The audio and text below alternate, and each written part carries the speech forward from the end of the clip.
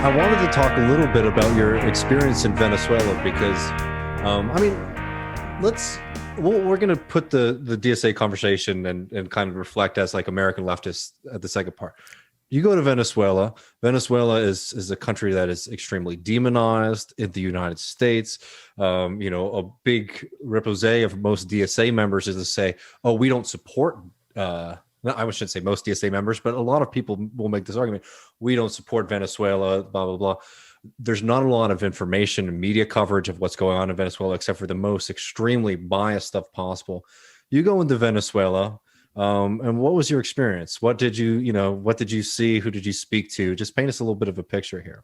Oh, man. Okay. Once again, a lot to unpack here. I think it's important to take a little bit of a step back here. Once again, from the U.S. left perspective, right? DSA was just a couple thousand members pre-Donald Trump, right? After the giant membership boom that has happened in DSA, a lot of our internal structures have gone through a process of catching up with that boom, right? I would say that this is the beginning of our international committee and our kind of like foreign policy wing, whatever we want to call it, beginning to catch up with the structures, right? And that means coordinating internationally with other leftist movements, other socialist movements throughout our hemisphere, throughout the world, right? I also, I think I might have mentioned this the last time I was on, I don't remember. I was also in London in 2019 for their elections, which, good God, that was depressing to see Boris Johnson win.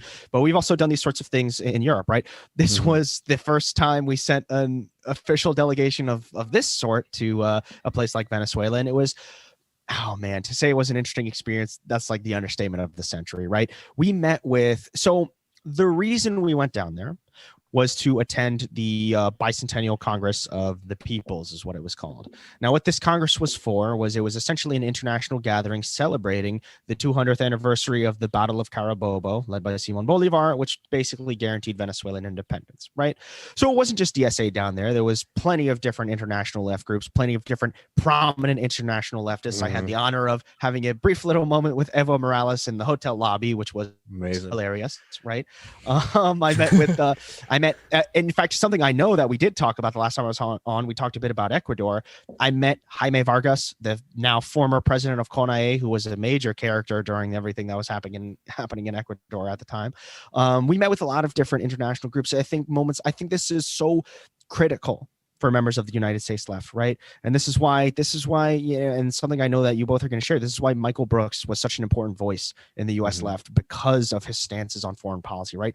More people on the U.S. left should be as bold as Michael Brooks was, right?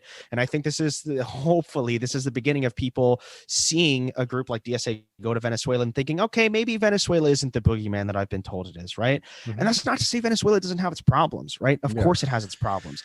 It's a government, right? I don't understand anybody who either stands a government, right, or uniquely vilifies a government, right? There are successes and failures we can learn from them, right?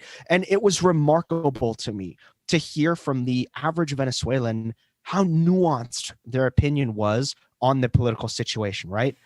I don't know that we met a single person who was like, yes, we love Maduro and long live the revolution, right?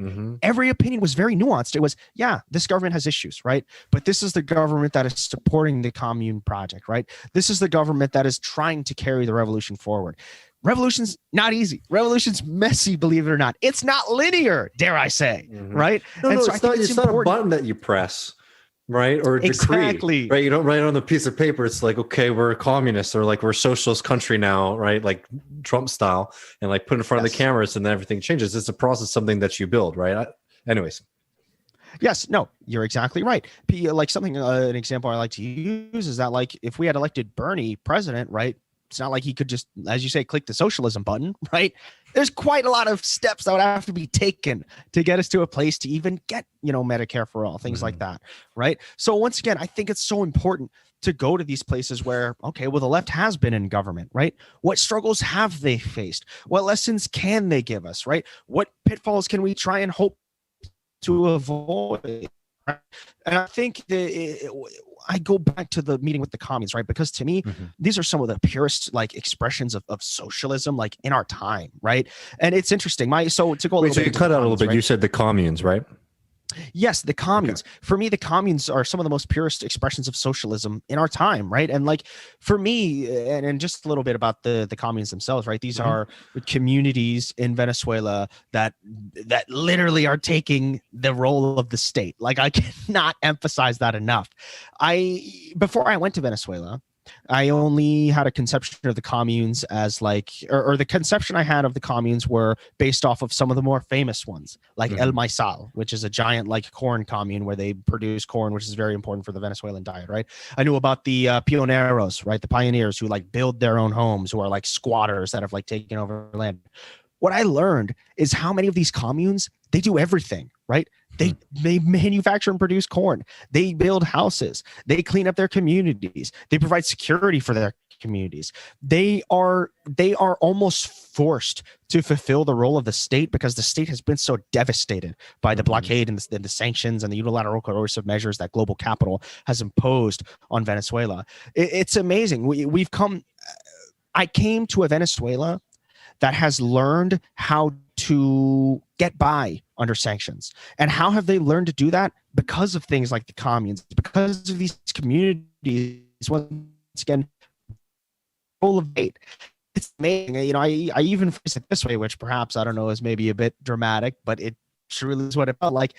You literally see the withering away of the state, so to speak, in real time. And it's an amazing thing to see. And I think there's once again so much to be learned. I don't know if I'm cutting in and out, but my Wi-Fi might be messing up here. You were, but it was we got the general gist of it.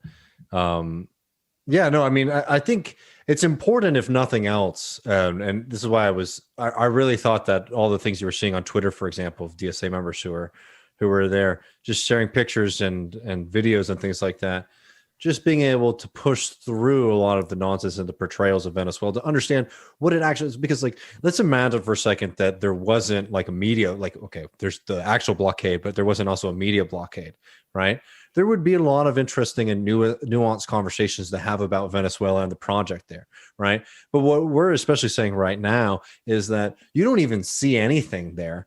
The ability to have any kind of nuanced conversation or understanding of it is extremely hampered. And one thing that I thought that was so good about this moment was I've always felt sooner or later, especially as DSA and the American left becomes a little bit more international, people were going to have to sort of come face to face with the way that a lot of American leftists think and talk about the rest of the world. Some people were asking us about the media coverage about Venezuela. About like the DSA delegation to Venezuela, and pretty much all that I saw, and correct me if I'm wrong, was just, the right wingers having a field day. But I felt it was a good moment for at least people to start getting a little bit stronger and just start working those muscles of being able to talk intelligently about Venezuela instead of just doing the traditional like denying game, because that really hurts our ability to stand with our other comrades across the hemisphere, right? If everyone else is having a certain position on this kind of thing, and the American leftists are the ones that are so holy and mighty, right? Who don't have very much state power, real serious ambitions of taking it here right now.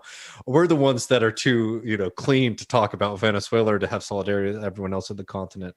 I think that's a problem. But so you were able to see the communes, and could you talk about the conversations that were being had between the DSA delegations and other like left organizations and groups and folks that you all were meeting, activists and organizers? Sure, absolutely. Not only so, this that I'm going to say, the reaction that we would get from other delegations was not just limited to them. This reaction we also got from average people, which is such excitement to meet with friends from the United States, right? Because as you've kind of touched upon, David, the United States, members of the left in the United States have kind of avoided this space for too long, right? Yeah. And this happened in Peru as well. People were so happy to meet with people from the United States. People were just like, "What? You're from the United States? Oh my!" Like it was an amazing thing to see. And like I think I think this is, at least in my mind, this is only the beginning of that, or at least I hope so. Perhaps this might surprise people to hear. You mentioned the conversation that happened on like Twitter or in the news media. I was happy to see this. I saw ideological growth. I saw debate. I saw conversation, right? I'd rather us confront our contradictions on this and try and hash this out rather than like, okay, let's just hide this in the closet and not even act like this is a thing. No, let's actually have this conversation. Let's see what we think about this. Let's grow ideologically. And personally, dare I say, I enjoy doing things that piss off Elliot Abrams personally and ruin his day and force him to write some blog piece. I enjoy doing things that make their chair of the Republican Party put out a tweet saying, oh my God, the DSA, right? We should take pride in that. Personally, I say we should be happy that we ruined Elliot Abrams' day, I would say. But going back to the core of your question there, because I just had to get that one out. No, delegations, we're so happy to see DSA there, right? We're so happy to, obviously, it wouldn't surprise anybody to know that one of the first things that a lot of delegations would ask is, oh my God, Ocasio-Cortez, do you guys know her? That sort of thing, right? Because it's amazing to see how amazing and well-known AOC is as just a worldwide figure. Like, it's anybody who thinks, oh, is she really furthering the cause of socialism? Tell that to these people who see her as a major inspiration basically anywhere you go, at least anywhere I went. It was truly remarkable to see. No, that's such an interesting point too. And like, for people to realize what the US left looks like from the outside too, right? And where people are seeing the moments and the movements. I think that's a really interesting perspective. Can you just talk about getting along those lines, like the perspective offered by looking outside of electoral politics in the states? Like, for instance, like rewriting a Fujimori constitution, right? There are limits we all know to electoralism. When you get a mass sort of mandate to do something like that, that is like amazing. And talk about that. Sure. That's to me one of the things that's unique. You use the example of the Constitution. To me, that's one of the unique things about the left, at least in Latin America, right? They have been able to, in some places, in Peru, in Venezuela, right? What was Chavez's campaign slogan in 1998 or 1999, right? We're going to rewrite the Constitution, right? They are able to truly use these electoral campaigns to make systemic change happen. This is why I go back to what I say earlier. There's a lot of lessons to be drawn from this. It makes me sad whenever I see people who uphold the democratic socialist tradition, in my mind, turning a blind eye to some of the most successful democratic socialist projects of our time, like almost literally, right? So like, it's amazing to see what's happening in Chile right now as well. Very similarly, a movement to change the Constitution. Now, I know that's perhaps a more awkward conversation in the United States where the Constitution is the Bible and holy, and that I don't know how a movement to change the Constitution would look here. But I think there's so many lessons to be drawn between like actually using an electoral campaign to make actual, dare I say, revolutionary change happen.